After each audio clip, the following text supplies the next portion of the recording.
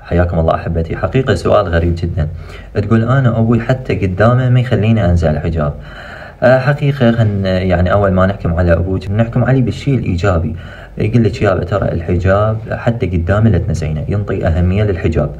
ثانيا لا، هو مو حرام عليك، وكل يعني هذا المعروف يعني القرآن يصرح بهذا الشيء، بين إن كل المحارم اللي هم كل المحارم أنت عليك يعني تنزعينه، يعني مو واجب تلبسين.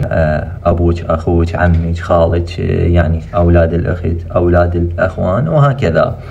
فثانيا يا حجينا مو صحيح يعني هالقد يعني نشدد عليهم. الله بيهم يعني خلنا نحببهم بالحجاب، اي مو بهيجي طريقة ونكرههم بالحجاب.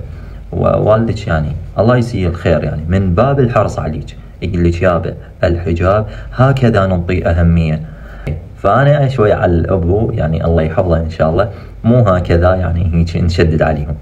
الله يحفظكم إن شاء الله ويوفقكم.